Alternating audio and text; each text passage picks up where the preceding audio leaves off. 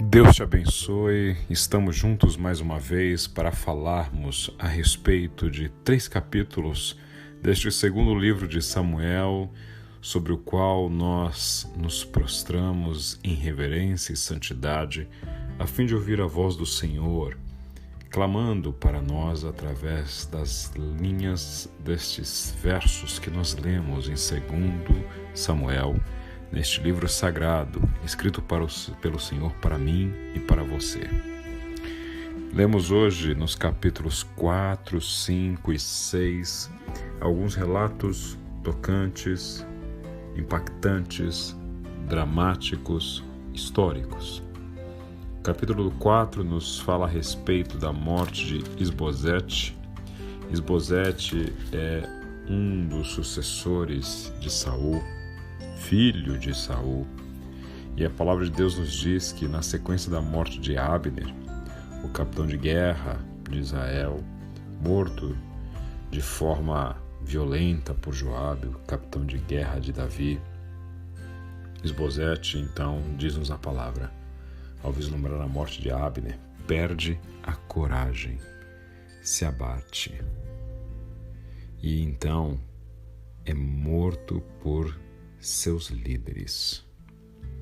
Seus líderes Recabe e Baaná se levantam contra Isbosete, o matam, num ato de traição, num ato oportunista, entendendo como aquele amalequita que falsamente vai até Davi dizendo que havia matado Saul, o qual sabemos que cometeu suicídio, vai até Davi, Recabe e Baaná, para dizer que eles pudessem usufruir de honras diante de Davi, por levarem até ele de forma tétrica a cabeça de Isbosete. Davi reage de forma virulenta, determina aos seus soldados que destruam, que matem, que eliminem da face da terra Recabe e Baaná. Os soldados de Davi chegam a um ponto, inclusive, de cortar as mãos e os pés deles e pendurarem os corpos junto ao açude de Hebrom. Quando vemos este relato violento, cruel, tétrico, talvez sejamos impactados. Isso nos deixa estarrecidos ao perceber quão violentos eram os homens e quão violenta era a sociedade de então. É importante avaliarmos sob o prisma do que era a sociedade de Davi 1000 anos antes de Cristo. E é importante mais uma vez relembrá-los de um conceito imprescindível para compreendermos e contextualizarmos os relatos que nós lemos.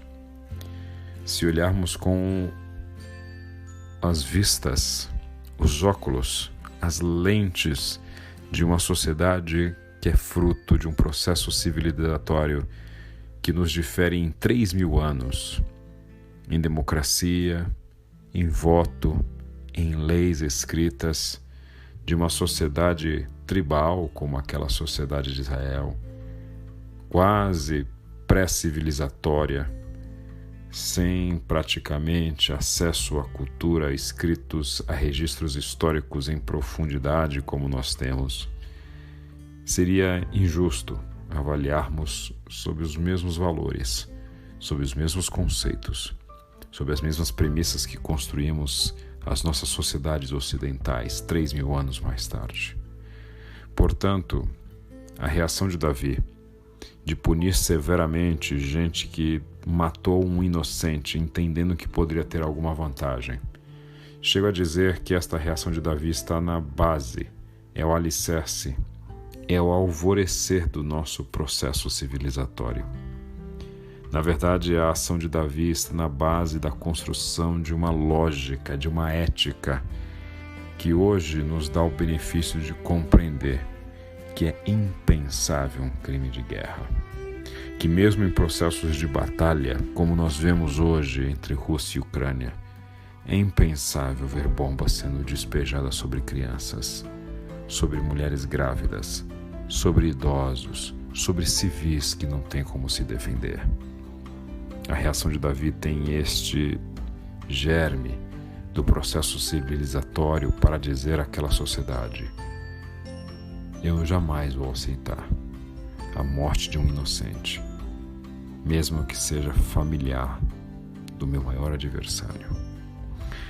Por isso nos conta também uma história tocante neste capítulo 4 sobre Mefibosete, o filho de Jonatas, menino que se tornara manco, pois quando tinha 5 anos de idade, sua mãe recebeu a notícia da morte de Jonatas e o deixou cair, e ele então passou a ter este problema de manquitolar. E nos conta a palavra que Davi busca estes descendentes de Jonatas para socorrê-los, para acolhê-los, para agir com eles de misericórdia, em memória de Jonatas, seu grande amigo. Continua o texto bíblico no capítulo 5, com o relato do reconhecimento pelas autoridades de Israel de Davi como rei em Hebrom. E então o fazem recorrendo a 3 critérios atendidos por Davi.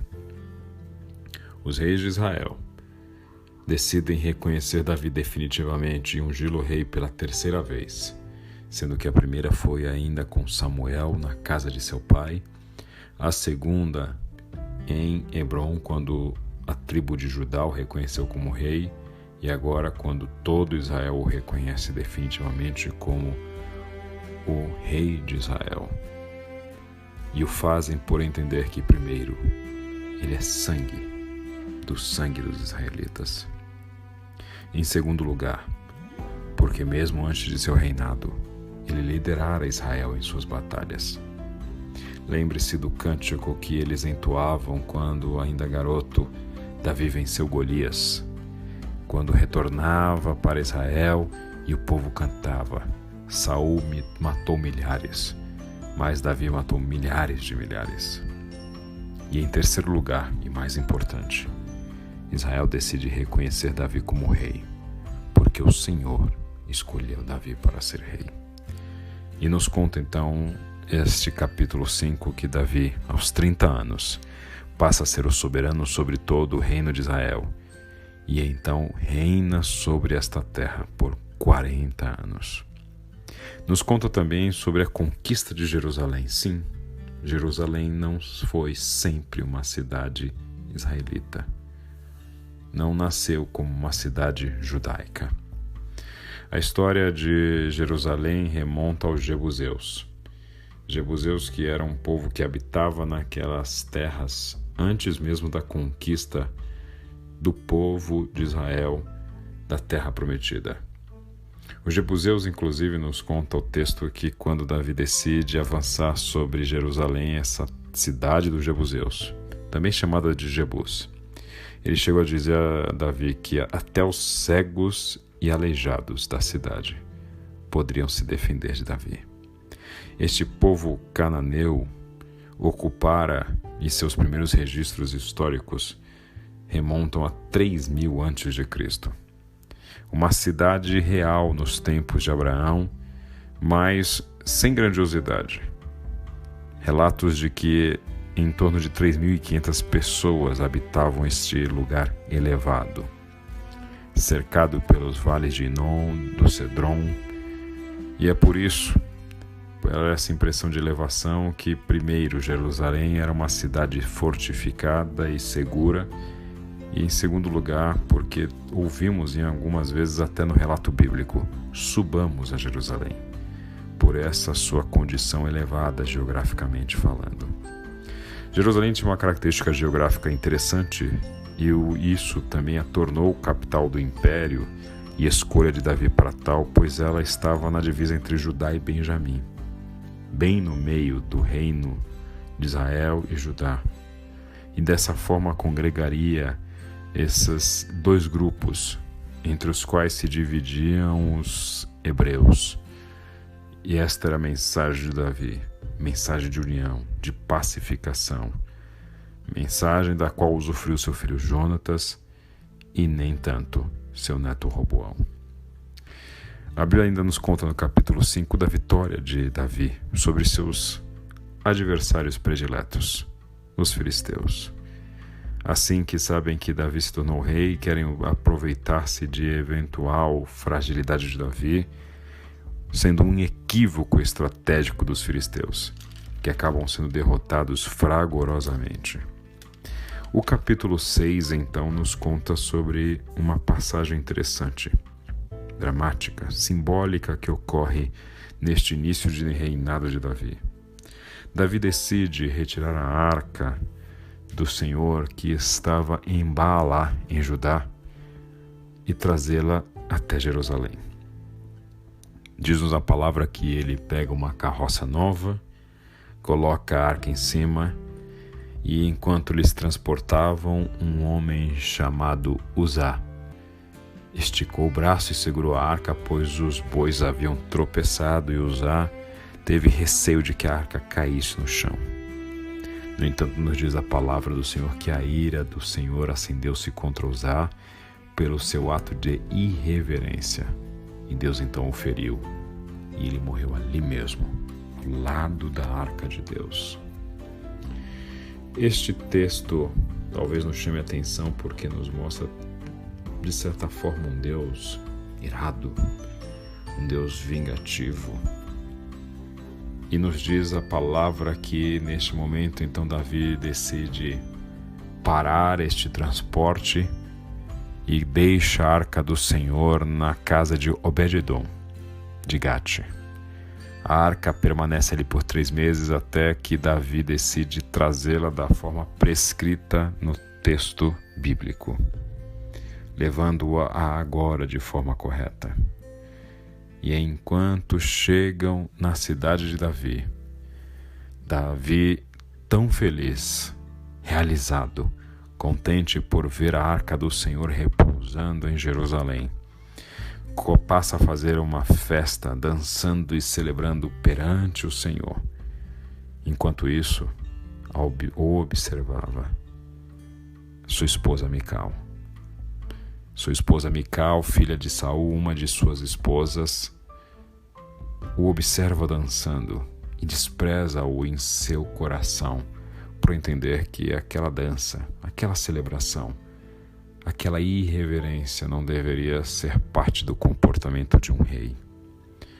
Quando Davi então chega em casa, Mical a repreende e diz como o rei de Israel se destacou hoje, tirando o manto na frente das escravas de seus servos como um homem vulgar.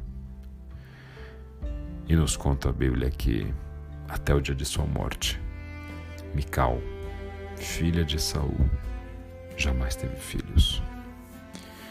Este texto do capítulo 6 nos chama a atenção por vermos um Deus que nos parece duro, vingativo, um Deus que pune gente que não observa alguns preceitos que nos parecem tão pequenos.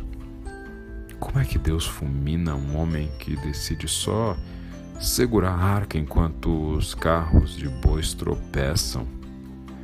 Por que de repente Deus fecha a madre de uma mulher que só reclamou do seu marido enquanto entrava na cidade dançando de forma efusiva, pois a presença do Senhor representada pela arca lhe enchia o coração de alegria?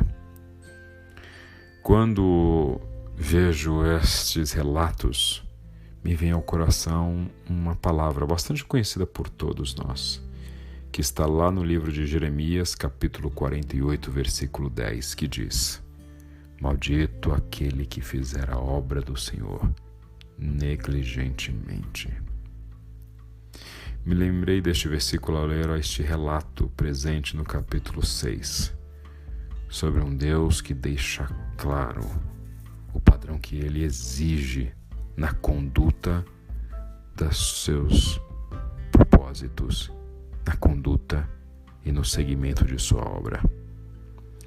É importante ressaltar que há uma imensa até, diferença entre simplicidade e negligência, simplicidade e desleixo. termo usado inclusive neste texto do capítulo 6 pela Bíblia, a Mensagem, no texto de Jeremias 48:10. O Senhor jamais vai exigir de nós que sua obra seja feita de forma suntuosa. Deus não exige coisas sofisticadas de nós por um capricho qualquer, no sentido de buscar para si que se construa um templo com joias preciosas, incrustadas na parede, ouro, prata, bronze, a fim de demonstrar de forma explícita sinais de riqueza. Não. Deus não tem esses caprichos. O Deus a quem nós servimos é o Deus que, em Jesus, vê a viúva trazer somente 2 moedinhas de cobre e sendo recebida com glórias no templo. É o Deus que recebe o menino dos 5 pães e 2 peixinhos, multiplica-os, pois o Mestre sabe o valor que tinha aqueles pães e peixes para aquele menino. Na verdade, o Senhor demonstra desprezo, sim, por aquele que trata de forma negligente a sua obra. O problema do transporte da arca não era porque Deus não queria que os a tocasse de jeito nenhum e fica com raiva por um capricho mundano de um Deus santo. Não é porque Deus exigiria um carro mais sofisticado. Lembre-se, inclusive, que o transporte prescrito por Deus, lá no Pentateuco, exigia algo até mais simples. O transporte da arca seria feito sobre os ombros dos levitas. A ira do Senhor, na verdade, se deposita sobre os homens, sobre Uzá, porque este Deus sabe que aqueles homens, Davi, o povo de Israel, poderia e deveria oferecer mais ao Senhor, tratando aquilo que é santo de forma santa e não de forma negligente, desleixada, mal e porcamente feita. Quando eu falo da obra do Senhor e a preocupação que cada um de nós deve ter em fazê-la da forma mais prudente e diligente possível, me refiro à obra do Senhor da forma mais ampla, no sentido mais lato que possa ser compreendido. A obra do Senhor não se restringe ao tempo que você passa no templo. Quando falamos em obra do Senhor, não estamos falando simplesmente dos seus cargos ministeriais, do seu trabalho eclesiástico, dos momentos de elucubração teológica. Obra do Senhor é tudo o que você faz para a glória de Deus. Portanto, cuidar da sua família é obra do Senhor. Dispensar o melhor das tuas competências no seu trabalho é para a glória do Senhor. Fazer aquilo que você foi chamado de acordo com os seus talentos e vocações é obra do Senhor. Cuidar da sua saúde para que você possa oferecer o melhor do teu tempo e da tua energia para a sua família, para a sua sociedade, para os seus amigos, para a gente que precisa de você, é obra do Senhor. Portanto, tudo aquilo que você fizer na sua vida, faça de forma digna, a fim de que Deus seja glorificado através de você. Que Deus te abençoe.